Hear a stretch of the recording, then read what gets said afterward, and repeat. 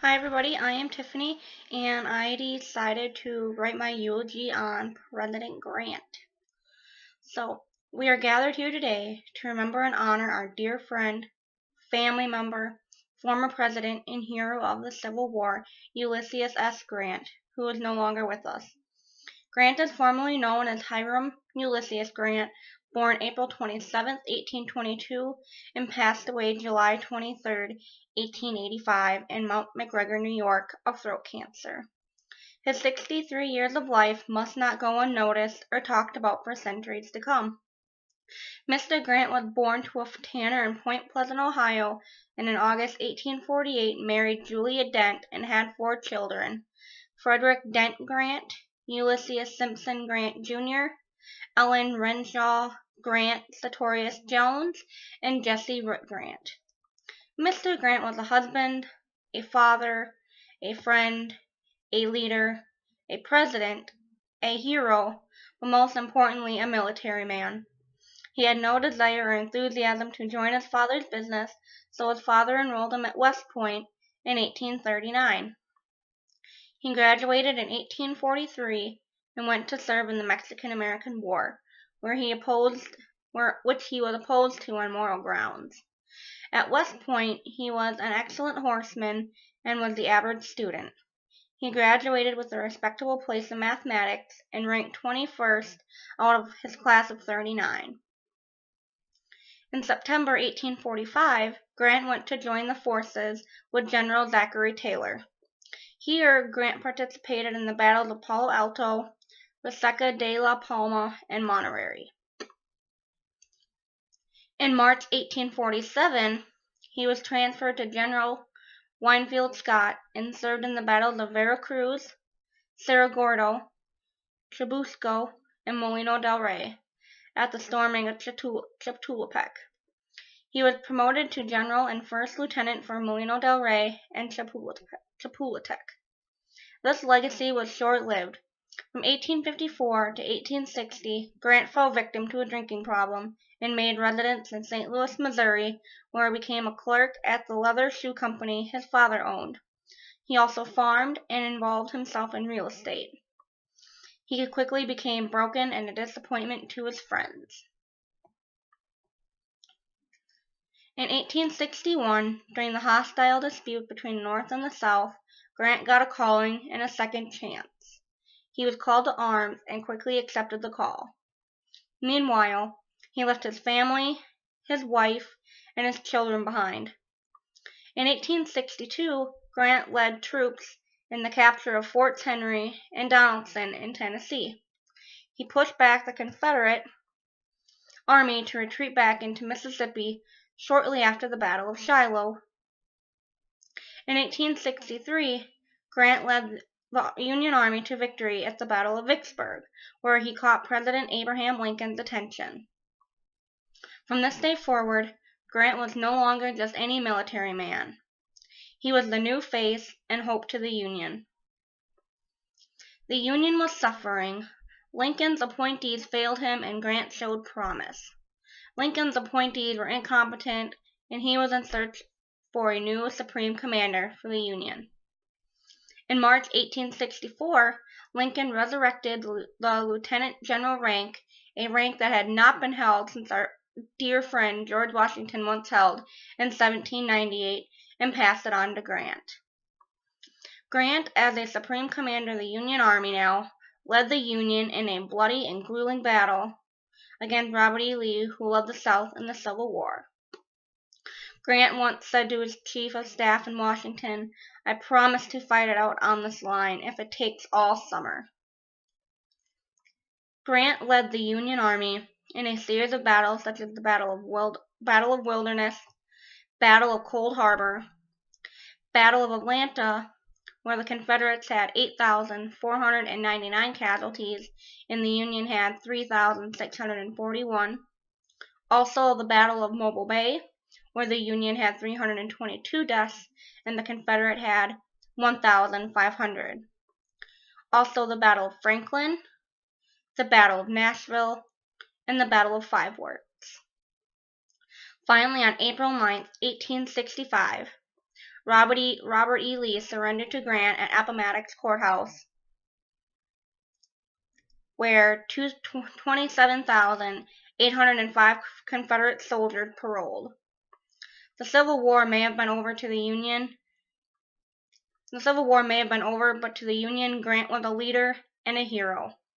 This helped him gain presidency in 1869, where he served 2 terms in office. In office, Grant was a political leader and a role model to his military. During his term, he signed the passage of the Enforcement Act in 1870, which tentatively halted the Ku Klux Klan in the South post-Civil War. In 1875, Grant signed the Civil Rights Act, which intended to desegregate public places such as bathrooms, hotels, motels, public land and water, theaters, and restaurants. During Grant's first term in office, he oversaw the adoption of the 15th Amendment to the Constitution on March 30, 1870. The 15th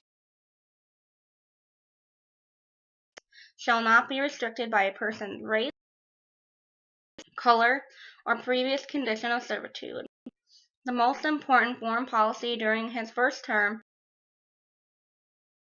was the Treaty of Washington on May 8, 1871. The treaty resulted in several controversies between the United States and Great Britain, such as and asked questions as to the damage inflicted upon the United States by the Alabama and other Confederate crusaders that built and were armed in England and were denoted to arbitration. During his second term in office, Grant vetoed the Inflation Bill in 1874 and instead passed the Resumption Acts in 1875. During 1874 to 1876, the Republican Party was on the rise. The Republicans were dissatisfied with the happenings in the South due to the harsh Reconstruction laws and the robberies associated with them. The scandals and uprisings in Washington consisted of frauds on public revenue.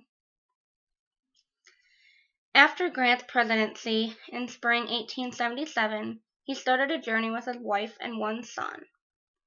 During his adventure, he was honored in England and on the continent of Europe, and then traveled to India, China, and Japan.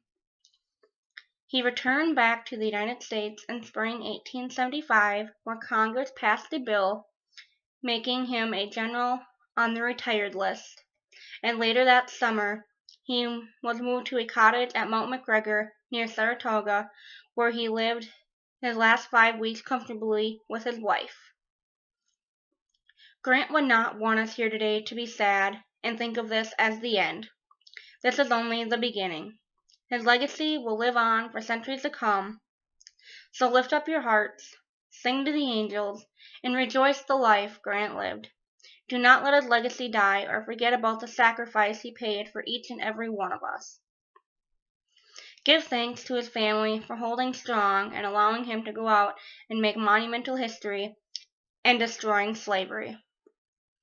Grant once said, "I am fighting to not only save the Union, but to destroy slavery. Do not let the Union fall back into its horrific ways and become a ghost of the past." He was a man known for his admirable and lovable traits and his charming, trustful, and simple personality, and sometimes almost like that of a sailor at sea.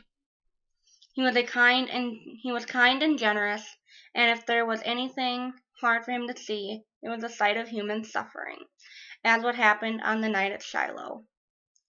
He had a good sense of justice, which showed during his presidency, and he was a leader we shall never forget.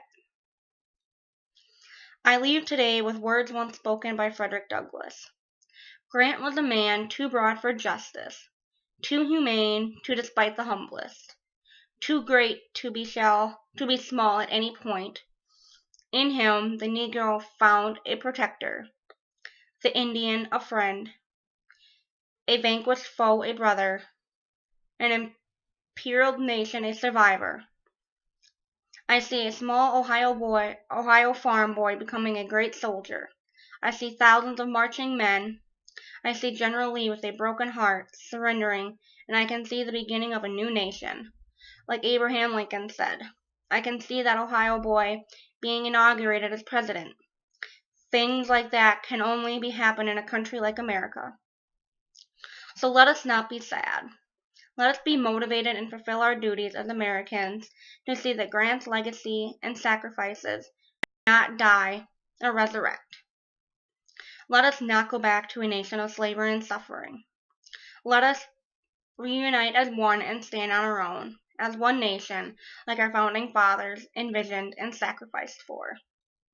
Today we are one nation, and one nation under God. Without Grant's leadership, the North and the South would still be split, and slavery would exist. Without Grant's determination and mission in office, segregation would still alienate our borders, and white privilege would still prevail. Without Grant, we would not be where we are today, and for that we shall forever be grateful and live to not disappoint.